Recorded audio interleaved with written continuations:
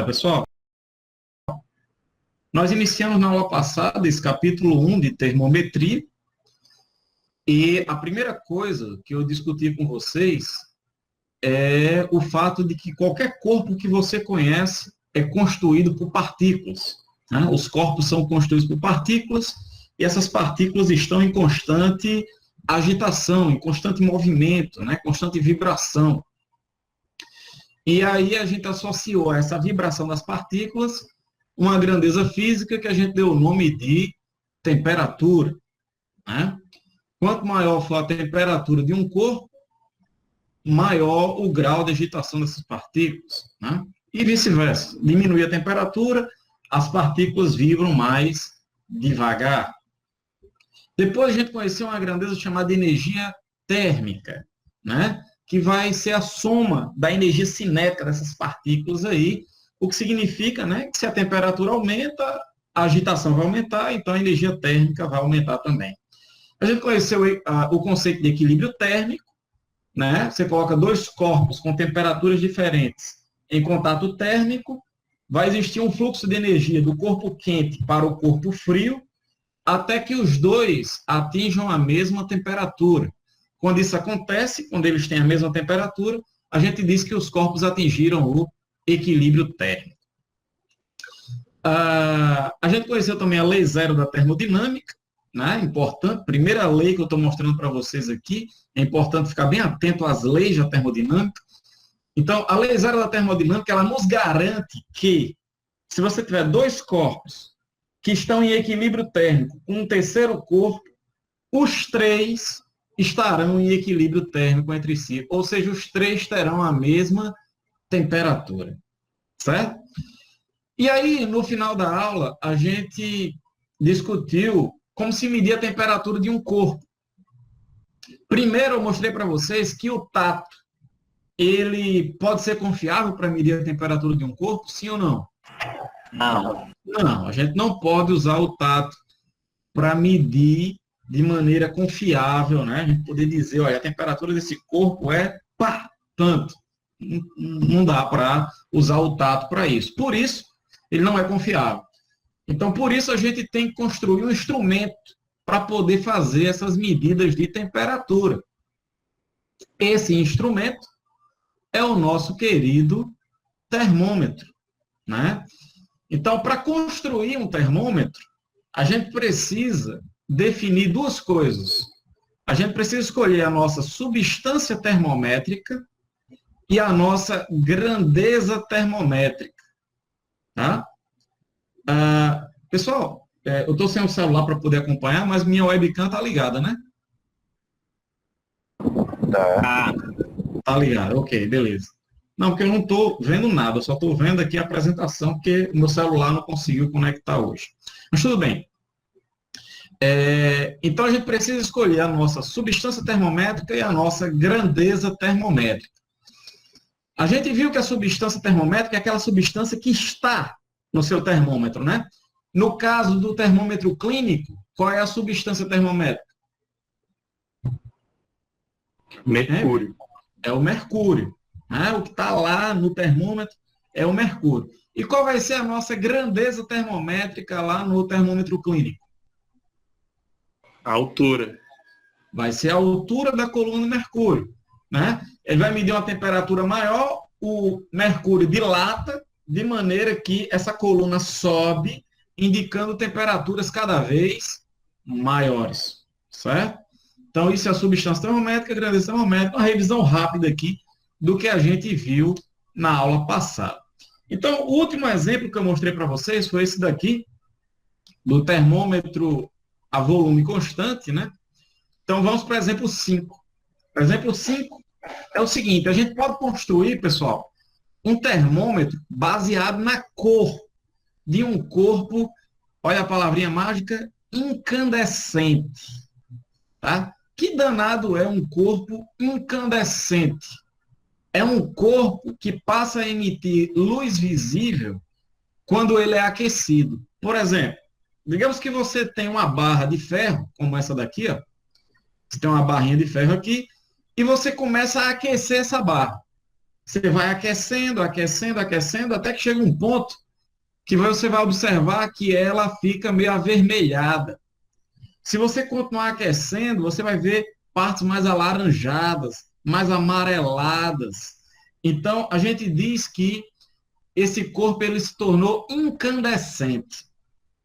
E aí, pessoal, dá para construir um termômetro baseado nisso. Para cada cor que é emitida pelo corpo, você vai ter temperaturas diferentes. Observe que aqui ó, você tem um amarelo mais claro nessa região mais avermelhada, né? Nessa região ó, ficando mais escuro, né?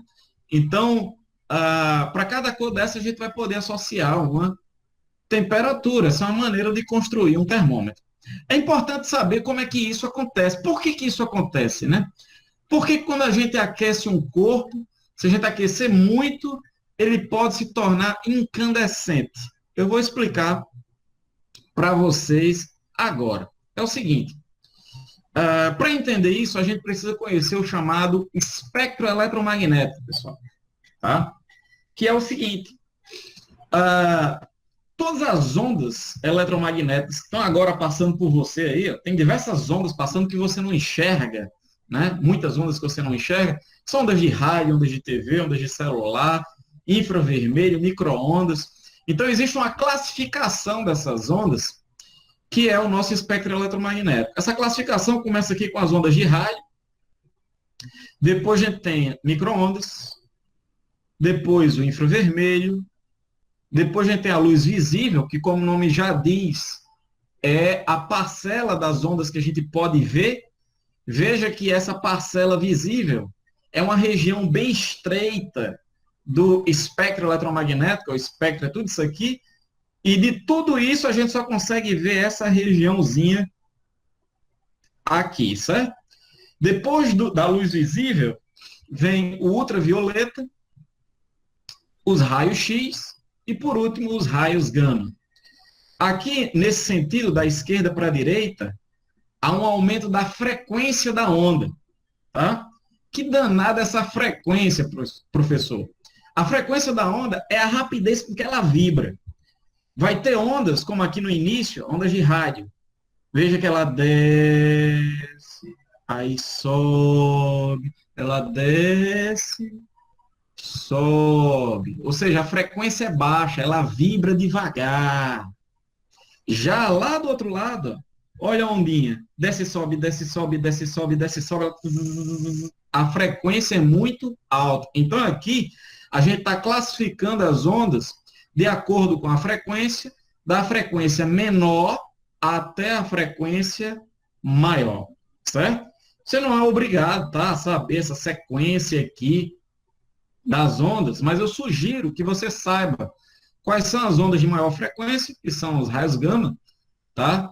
Inclusive, já adianto que ondas de grande frequência, pessoal, são as ondas mais perigosas, né? São as ondas mais nocivas, né?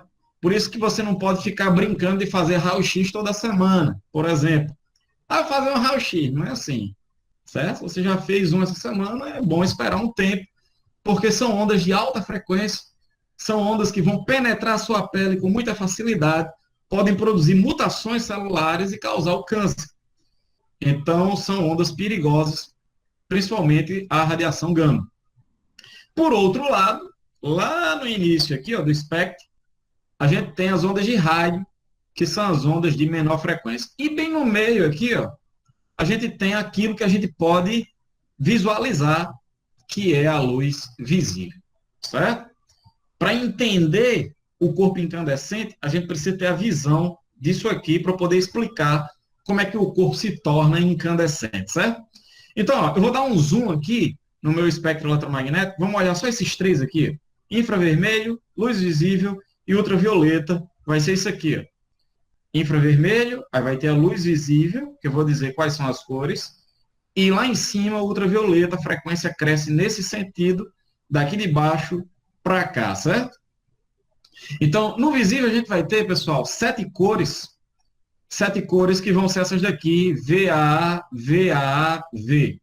Vai ser o vermelho, o alaranjado, o amarelo, o verde nessa sequência, o azul, o anil e o violeta.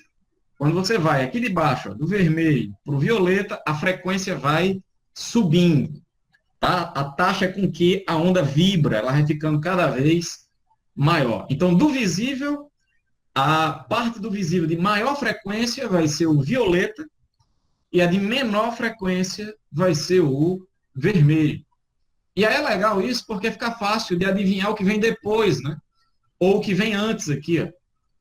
O que vem depois do violeta, saindo do visível, vai ser o ultravioleta, né? Fica fácil aqui. Por que ultra? Ultra significa que está o quê? Acima. Então, é a radiação que está acima do violeta. Por isso que é chamado de ultravioleta. Já lá embaixo, a gente tem o infravermelho. O infra significa abaixo. Então, infravermelho é abaixo do vermelho. Tá? Então, fica fácil de saber o que é que vem aqui, ó, antes do visível e o que é que vem depois, certo? Em relação à frequência, o que é que tem uma frequência maior que o visível e o que é que tem uma frequência menor que o visível. Pronto, agora vocês vão entender por que é que ao aquecer aquela barra de ferro, ela fica assim, ó, ela fica incandescente, tá? A explicação é a seguinte: qualquer corpo que você conhece, pessoal, ele emite radiação. Qualquer um, tá? Por exemplo, esse computador que está na sua frente, a sua caneta que você está segurando aí, o seu caderno, inclusive você está emitindo radiação em todas as direções. No geral, esses corpos que estão à temperatura ambiente, eles emitem radiação na faixa do infravermelho. A gente não pode ver a olho nu, porque é uma frequência que está abaixo do visível, pessoal. Certo? O infravermelho. É por isso que, se tiver duas pessoas dentro de uma sala completamente escura, você não consegue ver a outra pessoa, porque a radiação que ela está emitindo está abaixo do visível, está aqui, ó, no infravermelho. Se eu colocar essa barra de ferro numa sala completamente escura, ela com a temperatura ambiente, você não vai conseguir enxergá-la, porque ela está emitindo radiação na faixa do infravermelho. Acontece que, se você aumentar a temperatura do corpo, ele começa a emitir radiação com uma frequência, pessoal, maior. Você vai aumentando a temperatura e a frequência da radiação vai aumentando.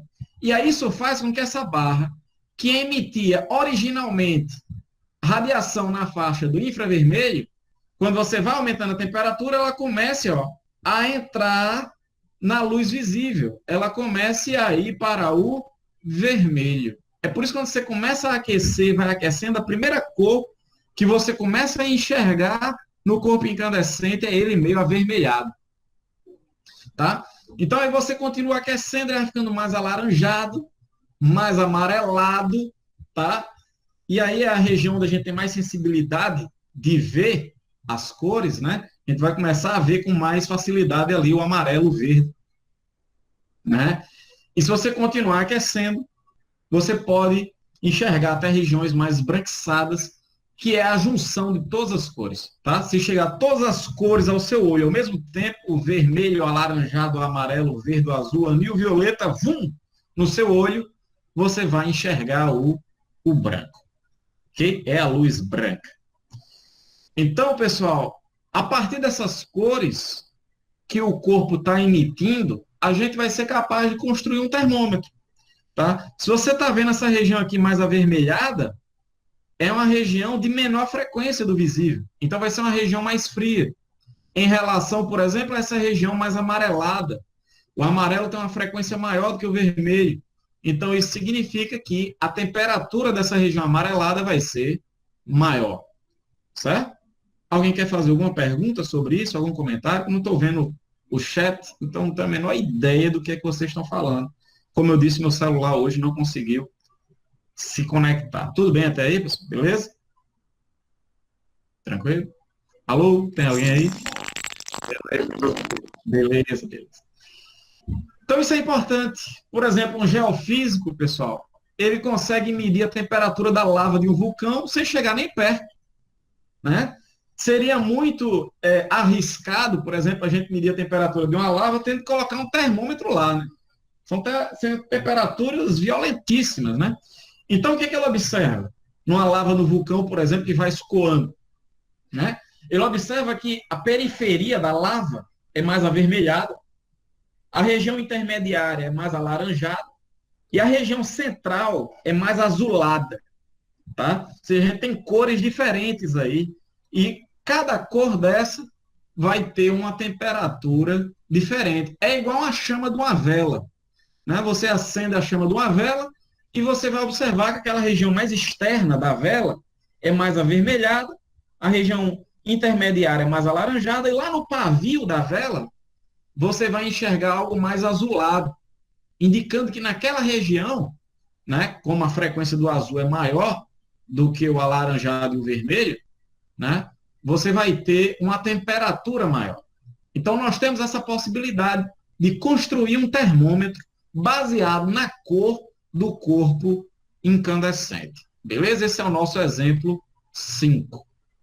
Mas, professor, Sim, pois não? no caso, esse termômetro ele é adequado para medir temperatura de corpo humano ou para alguma outra atividade? Corpo humano, não. Porque, como esse termômetro é baseado na cor de um corpo incandescente, a gente vai trabalhar aqui com temperaturas em relação ao corpo humano altíssimas. Temperaturas de 500, 600, 1000, 1500, 2000 graus Celsius. Então, ele não vai ser usado para medir temperaturas, essas temperaturas que a gente convive aí, certo? Ok, obrigado. Pois não. Então, de acordo com essa escala que eu coloquei aí na lateral do slide, vocês podem ver, para cada tom dessas cores aí de vermelho, alaranjado, amarelado, a gente vai ter uma temperatura diferente. A gente sabe que, à medida que essa cor vai do vermelho para o amarelo, a temperatura está o quê? Aumentando. Mas aí eu pergunto a vocês, tá, e qual é a temperatura? Por enquanto eu não sei. Então, se eu construir um termômetro só baseado nisso, né, se eu construir um instrumento, melhor dizendo, só baseado nisso aí, sem os valores, ou seja, sem a graduação, o aparelho que eu tenho aí vai ser chamado de quê, pessoal? Termoscópio. Termoscópio. Isso é um termoscópio. Se eu fizer a calibração disso, eu souber exatamente qual é o valor de temperatura para cada cor que ele apresenta, está feito o meu termômetro, certo? Construiu o meu termômetro. Então, por exemplo, 6. Ah, sim, mais uma coisa. É a partir desse princípio que eu acabei de explicar, do corpo incandescente, que funciona aquelas lâmpadas de antigamente, né? Não sei se vocês pegaram essas lâmpadas. Eu usei demais, né? Aquelas lâmpadas incandescentes que são essas daqui. Aquelas lâmpadas, aquele bulbo de vidro amarelado, né? Que fica aquela luz bem amarela, né? Como é que funciona essa lâmpada, né? Bom, aquela lâmpada, ela funciona a partir de um filamento, que é essa região aqui, ó, por onde vai passar uma corrente elétrica. Esse filamento, pessoal, ele é tão aquecido, só para vocês terem uma ideia, esse filamento atinge uma temperatura de cerca de 2.500 graus Celsius. É por isso que tem que tomar cuidado se for trocar uma lâmpada, está usando uma lâmpada há muito tempo, ela queimou. Se você for pegar no bulbo, imediatamente ele está muito quente, né? Então, ele atinge temperaturas altíssimas, é por isso que ele se torna incandescente. E é exatamente por atingir temperaturas assim tão elevadas que a primeira lâmpada a ser construída, né, a dificuldade de se construir isso foi enorme, né? Porque qual era a dificuldade? Era encontrar um material que pudesse ser posto aqui que suportasse essa temperatura sem derreter, sem fundir, né? Então o Thomas Edison, que foi o cara que inventou essa lâmpada, segundo o seu caderninho do laboratório, ele testou aí mais de 1.000 materiais, né? Pedaço de ferro, de alumínio, ele aloprou, testou pedaço de bambu, casca de coco. Diz a lenda até que certa vez ele teve um sonho. Olha o nível de desespero para poder construir a lâmpada. Achar qual seria o filamento ideal para a lâmpada, que material deveria ser para a lâmpada incandescente, né? Ele teve um sonho certa vez de que o material ideal seria o fiapo da barba de um escocês ruivo. E aí diz a lenda que ele foi até a Escócia, né, testar o filamento da barba de um escocês ruivo e, obviamente, não deu certo. Essa é a história que se conta. Mas o fato é que, de fato, ele estava desesperado atrás do filamento que desse certo e até que se usou, né, a gente não usa mais essas lâmpadas, né, mas o filamento que era usado, que era uma liga metálica chamada de tungstênio, que tem um ponto de ebulição altíssimo, tá? Então poderia atingir 2.500 graus Celsius sem correr o risco de derreter, tá? Então esse foi o nosso exemplo 5, um termômetro baseado na cor de um corpo incandescente, tá? Vamos. Pois não? Eu tenho uma dúvida, mas não é bem em relação ao tema, mas tem a ver com lâmpada. Tem uma lâmpada acesa há 110 anos. Tem algum fenômeno físico que explique isso? Eu não entendi. Tem uma lâmpada que está acesa há 110 anos, é isso? Isso, desde 1901, na Califórnia. E sabia dessa daí, não. É uma lâmpada incandescente? Deve ser, né? Se é 1910, você falou? Qual foi a... 110 anos. 110 anos, não é isso? Isso, mais ou menos isso.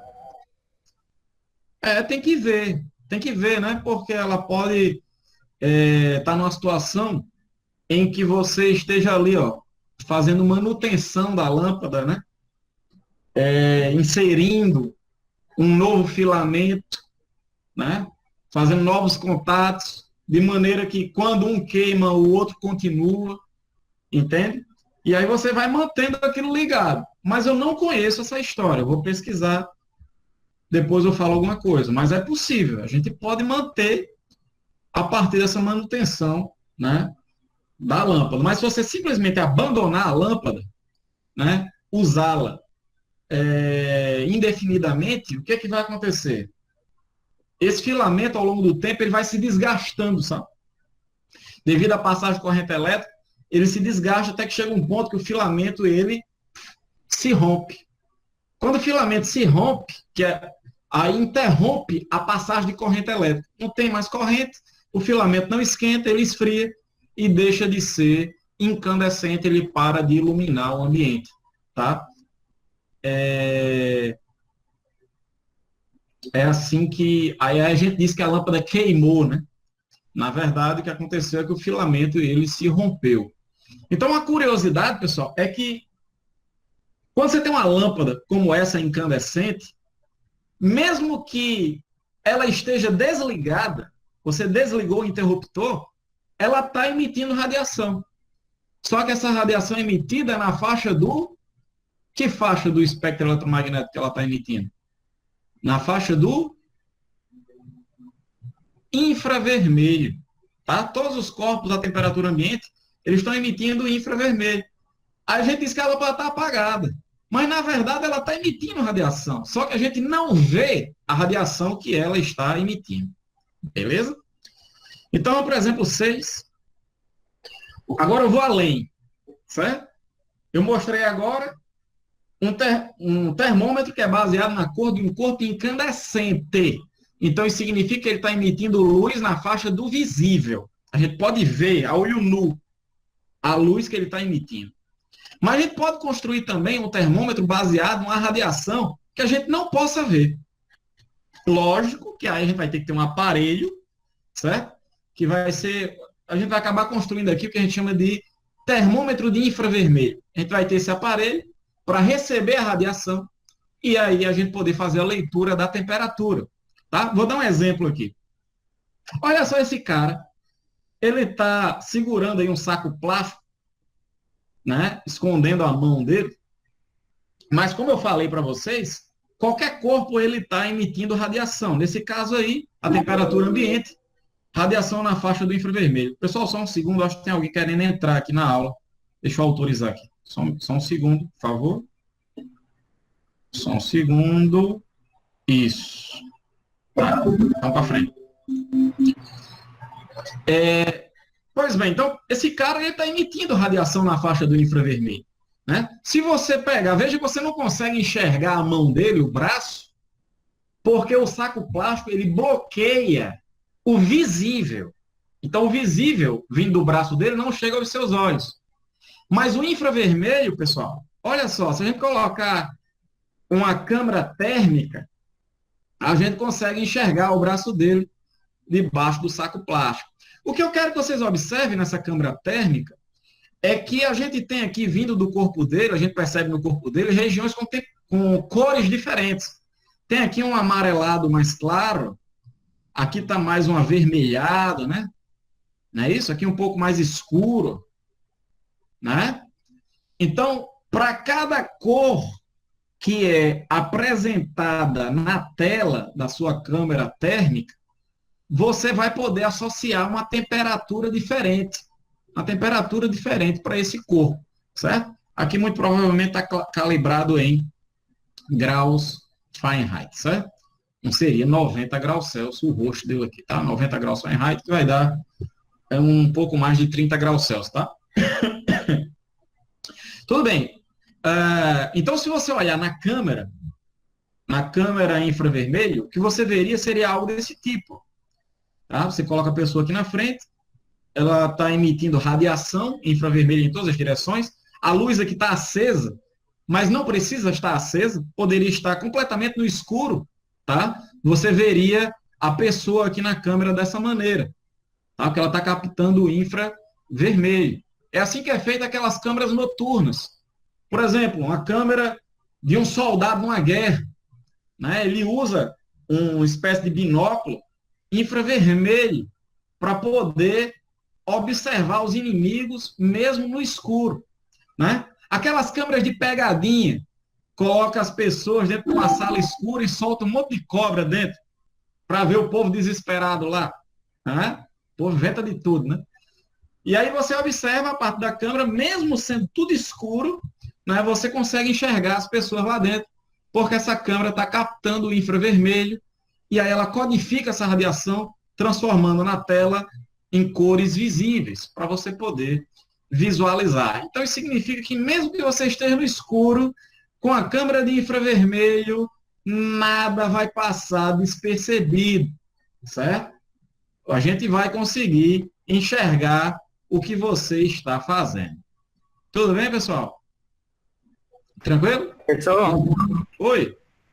aqueles termômetros que agora estão usando, que se aproxima do pulso e vê a temperatura, é um exemplo desse? Pronto, você adivinhou o que eu ia falar agora, né? Esses termômetros agora na pandemia do Covid-19, todo lugar que você chega, você vai numa padaria, você vai no supermercado, você vai numa farmácia, primeira coisa na porta que é feito é medir a sua temperatura.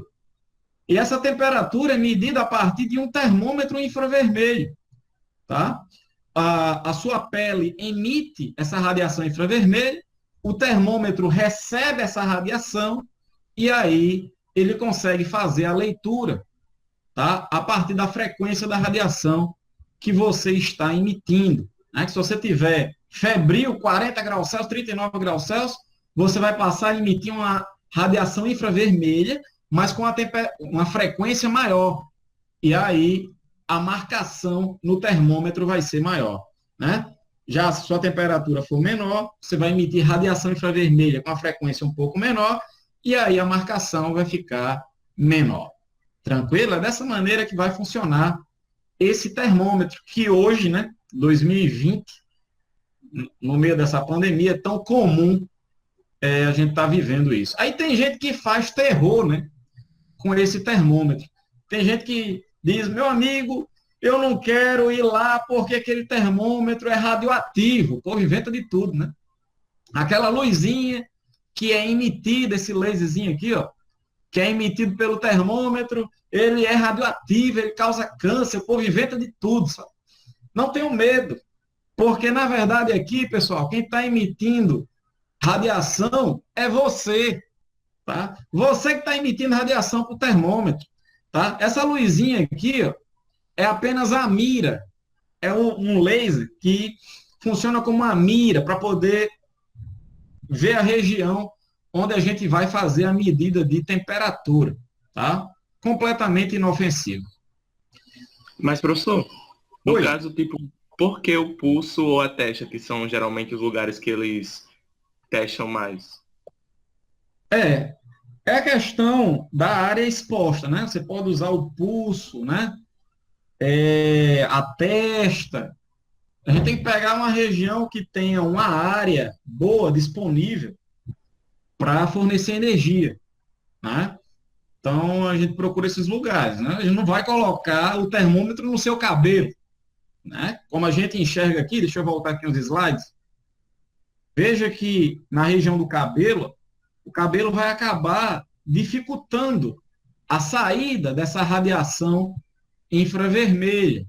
Então, vai ser uma região mais fria, certo? Se a gente mirar no pescoço, se a gente mirar no meio da testa, olha só, aí sim a gente vai conseguir captar com maior eficiência a radiação emitida pelo seu corpo. Beleza? Então, esse foi o exemplo 6. Vamos para o exemplo 7. Eu prometi a vocês quantos exemplos? 10 exemplos, certo? 10 exemplos de termômetro. Vamos para o exemplo 7. O exemplo 7 é um termômetro baseado na resistência elétrica de um condutor, tá? Como assim? Olha só. Digamos que isso aqui é a representação de baterias, pode ser uma pilha, tá? Você pega um gerador, uma bateria de carro, por exemplo, e liga num determinado condutor, tá? Isso aqui é um condutor que eu dei um zoom nele, para a gente poder visualizar aqui ó, os elétrons, certo?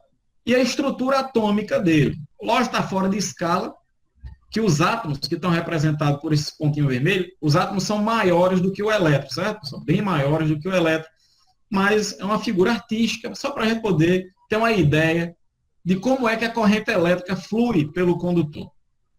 Então, quando o circuito está fechadinho e você produz aqui uma tensão, há um fluxo de elétrons pelo condutor e esses elétrons eles vão colidindo contra a estrutura cristalina aqui ó, do condutor. Isso produz uma resistência à passagem de corrente elétrica. O que a gente observa é que se a gente aumentar a temperatura, essa estrutura cristalina ela fica mais agitada e dificulta a passagem dos elétrons.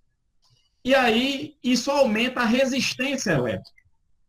O oposto é verdadeiro. Se você esfria, aí a estrutura cristalina vibra menos e os elétrons passam com mais facilidade, ou seja, a resistência oferecida é menor. Então, para cada temperatura do condutor, a gente vai ter uma resistência, uma determinada resistência. Temperatura aumenta, resistência aumenta. Temperatura diminui, resistência diminui. Então, a gente pode construir um termômetro baseado nisso, certo? Nesse caso, a substância termométrica vai ser o material que é feito o condutor, geralmente é um cobre, né? O material condutor, e a grandeza termométrica é a resistência. Tá? Se a gente calibrar isso aí, a gente tem um termômetro. Exemplo 8. A gente pode construir, pessoal, um termômetro baseado numa lâmina bimetálica.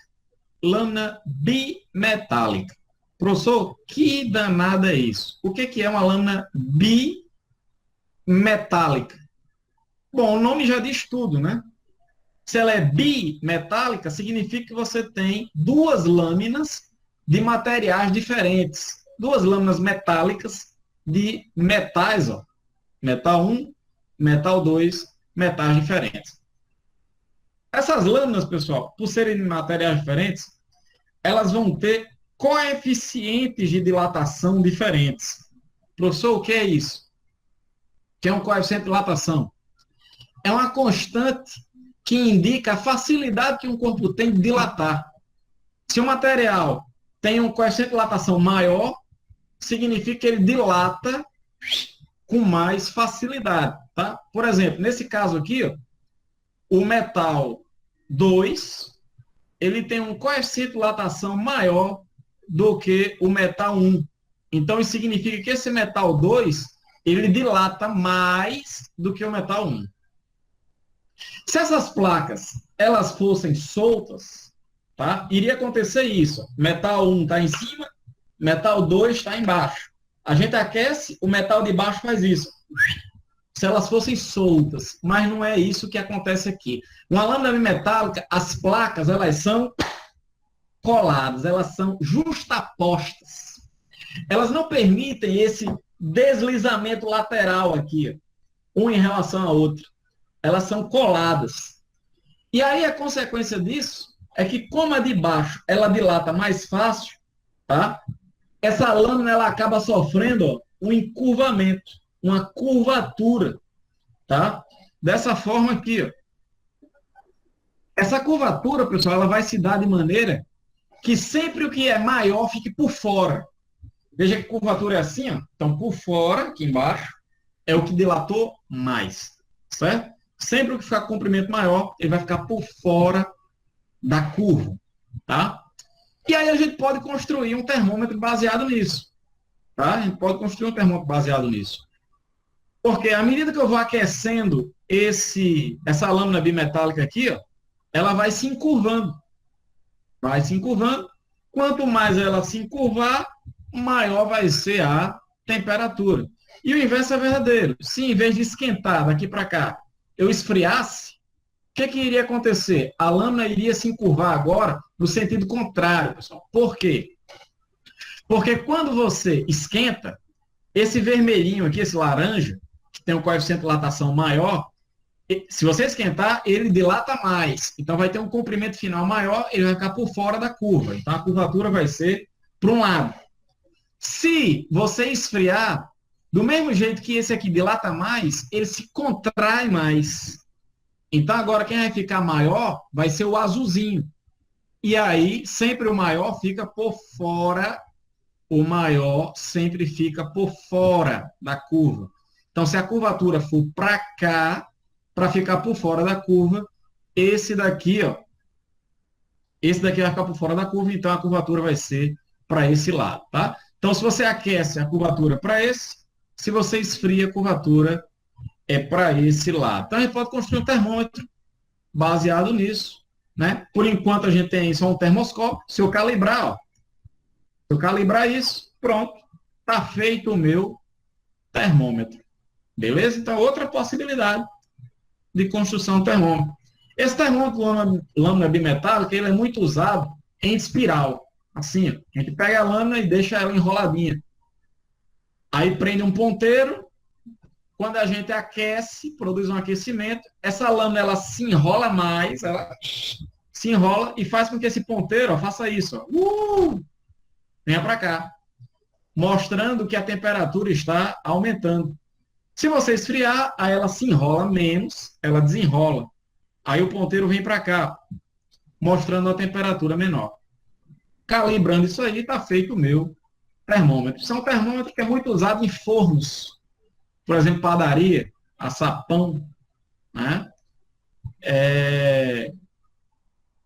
Um termômetro analógico como esse é construído dessa forma. Tá? Exemplo 9. Exemplo 9, eu comentei na aula passada uma pergunta que Tiago fez, né? Tiago tinha perguntado quem foi que construiu o primeiro termoscópio, né? Foi Galileu. Galileu foi o primeiro a construir um termoscópio, e o termoscópio que ele construiu foi esse daqui, pessoal. Olha só qual é a ideia. Imagine que você tem aqui um recipiente com água, certo? E aqui você tem um tubo com um bulbo aqui, ó, em que há ar atmosférico. Tem ar atmosférico aqui, tá? E aí esse sistema está em equilíbrio. Significa que esse nível da água aí, ele fica estável. Está aqui, paradinho.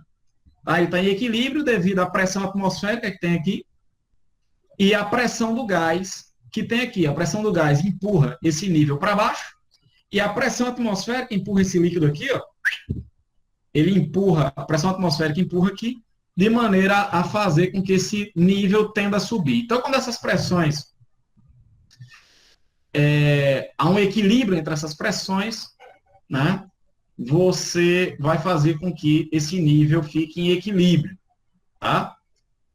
A pressão atmosférica vai empurrar aqui e essa pressão vai empurrar aqui. Pois bem, Se a gente produzir um aquecimento, digamos que a temperatura ambiente aumente, certo? Se a temperatura ambiente aumentar, a pressão do gás aqui dentro vai ficar maior. E aí vai empurrar esse nível aqui, ó, para baixo. Então, para cada nível que a água estiver no tubo, a gente vai ter uma temperatura diferente. Tá? A gente pode construir um termômetro baseado nisso. Tá? O oposto é verdadeiro. Se você resfriar o ar, a pressão diminui, né? As partículas ficam mais lentas, elas colidem menos contra as paredes do recipiente, a pressão diminui, e aí esse nível aqui sobe. Então, para cada nível que a água tiver, eu posso associar uma temperatura diferente. E o último termômetro que eu queria mostrar para vocês é esse daqui, olha que fofura, o termômetro de fita, né? Que é uma fita que você coloca na pele e ela vai entrar em equilíbrio térmico com o seu corpo. E nessa fita a gente vai ter um cristal líquido que, para cada temperatura que esse cristal líquido esteja, ele emite uma cor diferente. Tá? Então veja aqui, ó, para um 38 graus Celsius, você vai ter meio esverdeado, um 37 mais um anil aqui, né? E por aí vai. Para cada temperatura, uma cor diferente. Então é outra possibilidade de termômetro. Beleza, pessoal? Então tá aí os 10 exemplos que eu queria mostrar para vocês. Vamos para frente. Vamos para frente. Então, pessoal, tentem fazer aí a questão 1.1. Tentem fazer aí.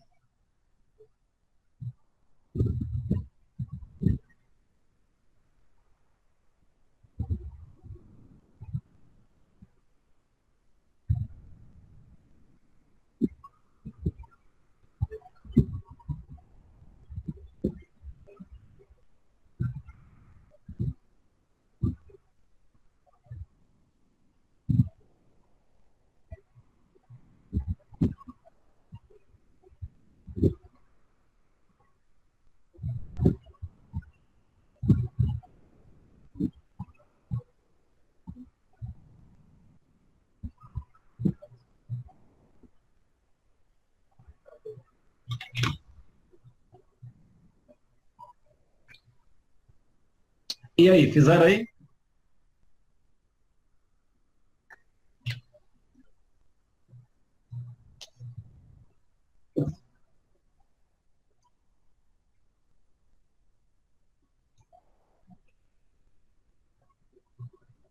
E aí, pessoal, já fizeram?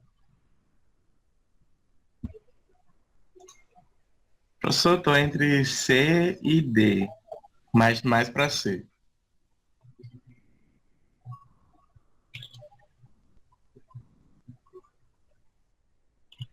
Rapaz, fiquei chateado hoje com esse Google Meet. Viu? Fiquei chateado. Porque muita gente aí ficou de fora da aula ao vivo. É legal assistir ao vivo, porque você pode interagir. É uma pena. Mas eu vou deixar gravado para o pessoal poder assistir. Então, vamos lá. É uma questão do IFCE. Diz assim: considere os seguintes termômetros. O termômetro de lâmina bimetálica, o de resistência, o infravermelho e o de fita. Precisa entrar em equilíbrio térmico com o objeto cuja temperatura se pretende medir a fim de que eles forneçam leituras precisas. Então é o seguinte, ele quer saber quais desses termômetros você tem que fazer com que ele entre em equilíbrio térmico com o corpo para poder fazer a medida de temperatura. Vamos ver cada um deles. Vamos relembrar aqui rapidamente. Termômetro de lâmina bimetálica, que é isso daqui. O ambiente, ele sofre um aquecimento, a lâmina bimetálica só recebe esse calor, entra em equilíbrio térmico com o ambiente até que ela se estabilize, né? Numa certa curvatura. Então, a lâmina bimetálica, ela troca calor até entrar em equilíbrio térmico. Então, essa daqui, verdadeira, ela precisa, que é o que ele está colocando aqui, precisa entrar em equilíbrio térmico. Precisa entrar em equilíbrio térmico. Beleza? 2. Termômetro de resistência. Termômetro de resistência é esse aqui. Para cada resistência, você tem uma temperatura diferente. Aqui, ele também precisa esperar entrar em equilíbrio térmico. O ambiente é aquecido, tipo, está 25 graus Celsius, vai para 30. Aí a gente precisa esperar esse sistema chegar a 30 para poder medir a resistência e saber, para essa resistência a temperatura vale tanto. Então, aqui é verdadeiro também. A gente precisa esperar ocorrer o equilíbrio térmico. O termômetro infravermelho, que é esse que a gente está usando direto aí nas entradas dos estabelecimentos, você precisa ficar parado lá um tempão esperando ocorrer equilíbrio térmico? Não precisa, né? Ele mira na sua testa, aperta um botão, puf, pronto, ele já tem sua temperatura. Não precisa esperar ocorrer o equilíbrio térmico, porque essa leitura ela não se faz a partir do equilíbrio térmico entre o termômetro e você. A leitura é feita a partir da radiação que é emitida do seu corpo ao termômetro. Não há contato térmico, certo? Não é preciso esperar que os dois entrem em equilíbrio térmico. Não precisa que o termômetro tenha a mesma temperatura que você. Não há essa necessidade, certo? Então, essa daí é falso. O termômetro infravermelho tem essa vantagem, né? Por isso que ele é mais prático, mais rápido de fazer as medidas. Já o termômetro de fita, que é aquele que você vai colocar, por exemplo, na testa, você tem que esperar a fita entrar em equilíbrio térmico com o seu corpo, e aí, por exemplo, entrou em equilíbrio térmico a 38. Aí vai ficar o brilhozinho aqui, ó, o verde, indicando a temperatura do seu corpo. Então, essa daqui é verdadeira, 1, 2 e 4. 1, 2 e 4, né? 1, 2 e 4, né? Então, letra D de dado. Beleza? Estou seguindo. 1, 2 e 4. Tudo bem? Tranquilo? Então, para frente. Pronto. Então, para fechar essa questão da construção do termômetro, pessoal, só tem mais um detalhe. Quando você vai escolher sua substância termométrica, você tem que tomar alguns cuidados para que o seu termômetro ele possa ser confiável, tá? A sua substância termométrica, ela tem que sofrer alterações de sua grandeza termométrica de acordo com a temperatura, obedecendo uma equação do primeiro grau, uma equação linear. Para quem não gosta de matemática aí, fique muito tranquilo. Qual é o significado disso aqui? O significado é que a temperatura ela tem que variar linearmente com a grandeza termométrica. Professor, que diabo é isso? O que significa a temperatura variar linearmente com a temperatura? É que, se, por exemplo, a temperatura ambiente aumentar 1 grau Celsius, a altura na coluna de mercúrio aqui, por exemplo, aumenta 1 milímetro, um exemplo.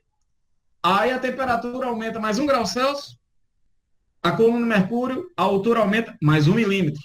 Mais 1 grau Celsius, mais 1 milímetro. Aumentou 5 graus Celsius, 5 milímetros. Ou seja, é mantida essa proporção.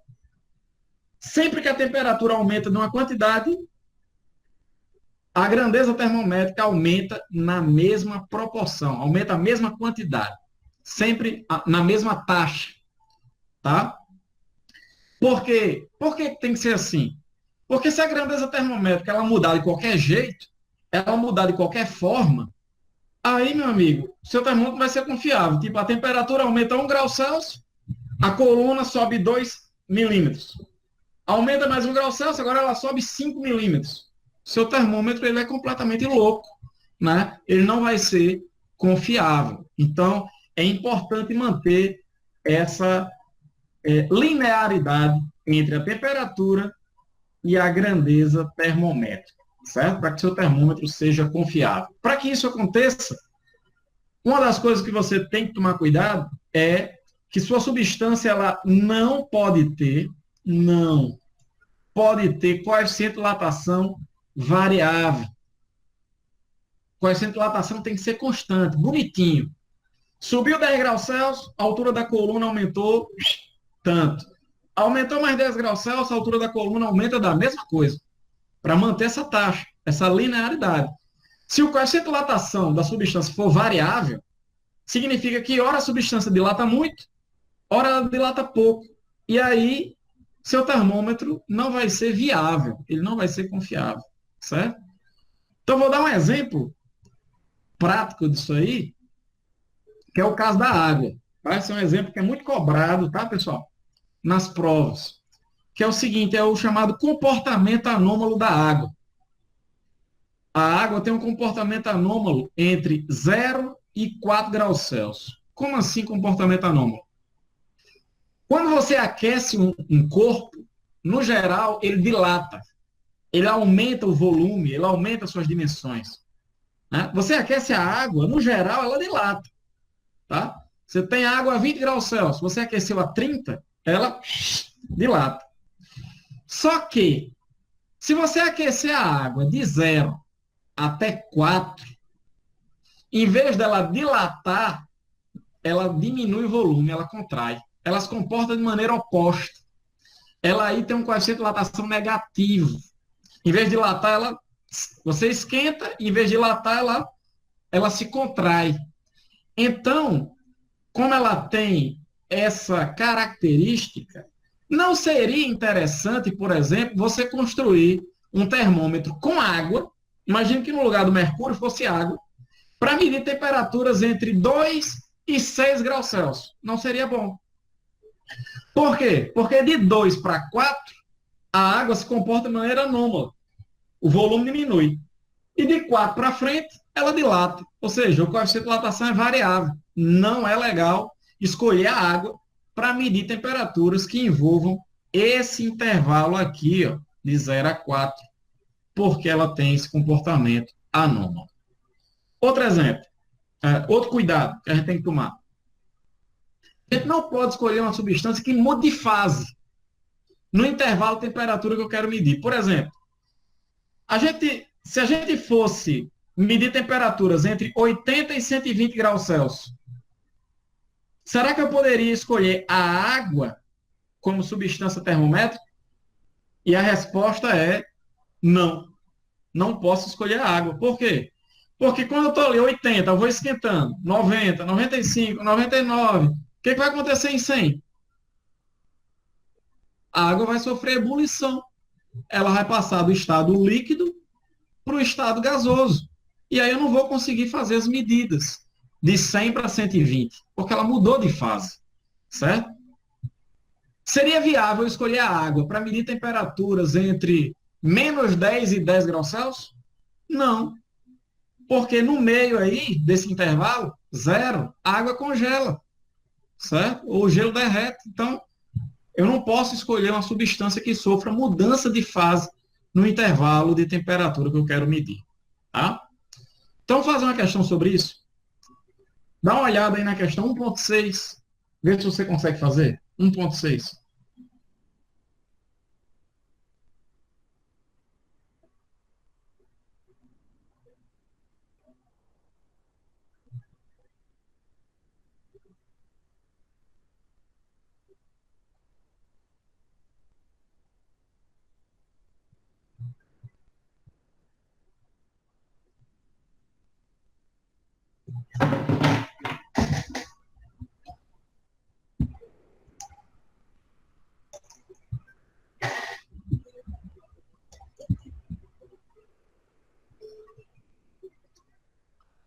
Vê se você consegue fazer a questão 1.6.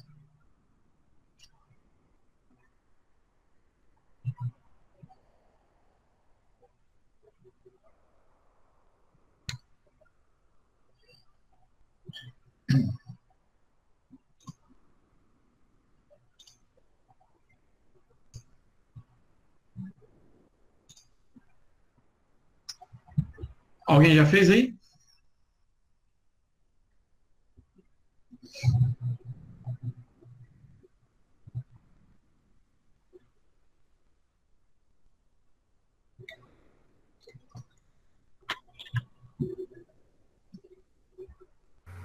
Seria D, professor? Quem é que está falando aí?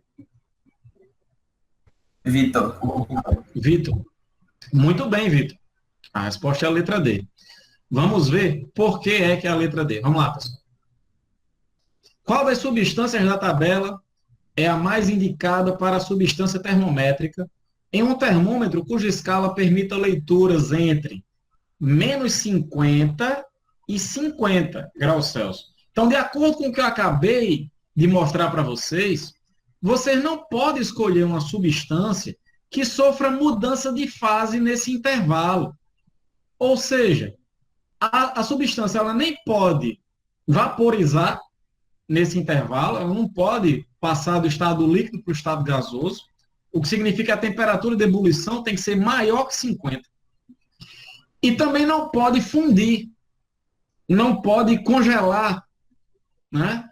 Se ela estiver no estado líquido, você vai diminuindo a temperatura, ela não pode congelar. Então, a temperatura de fusão tem que estar abaixo de menos 50. Então, as condições são essas. Você vai ter que escolher uma substância que tem uma temperatura de ebulição maior que 50, certo? Porque aí você vai poder esquentá-la até 50 sem ela passar para o estado gasoso, tá? E tem que ter uma temperatura de fusão menor que menos 50, porque você vai poder resfriar até menos 50 e ela não vai congelar, porque ela congela numa temperatura menor do que essa. Então, a substância que atende essas duas condições é a letra D, é o álcool. Veja que a temperatura de fusão é menos 114, é menor que menos 50, e ela só vai passar para o álcool, só vai passar para o estado gasoso acima de 78,3, né? Em 78,3, ou seja, acima de 50 graus Celsius. Então, está perfeito o álcool. Por que eu não poderia escolher a água para esse termômetro aí, pessoal?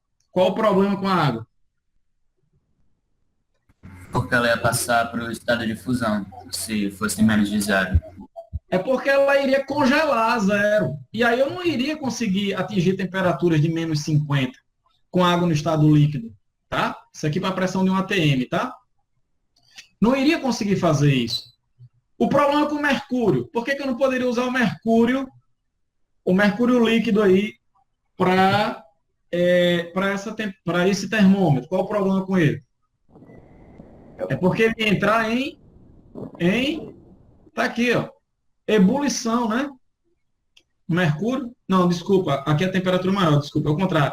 Ele iria fundir aqui, ó.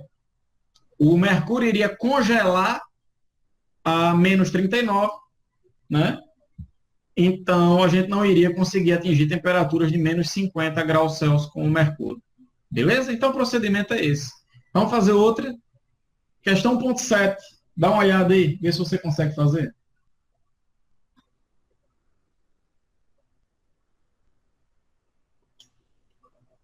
Um 1.7.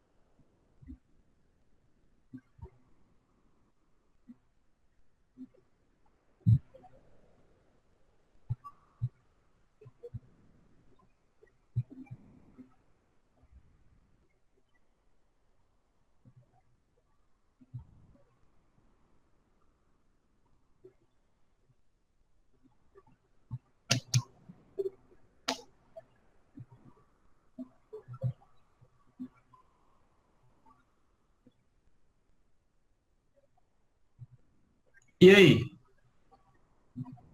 Marcaram o que no 1.7?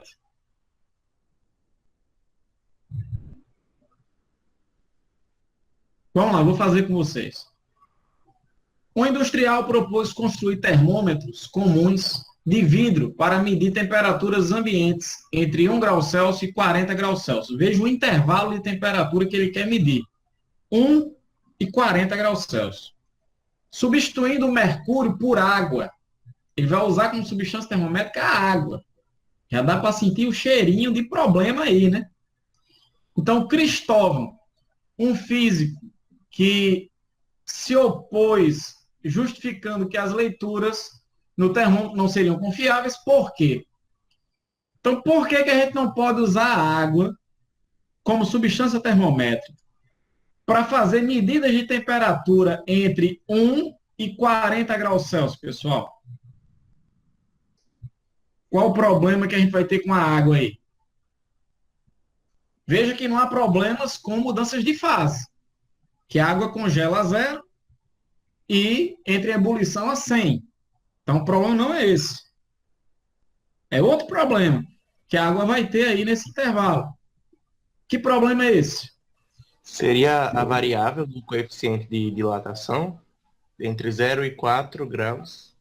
Exatamente, ou seja, nesse intervalo a água tem um comportamento anômalo, né? A gente esquenta, quando ele for aqui, ó, de 1 para 40, você vai esquentando 1, 2, 3 graus Celsius, 4 graus Celsius, o volume da água está diminuindo, porque de 0 a 4, a água tem comportamento anômalo. Você esquenta, em vez de dilatar, ela contrai.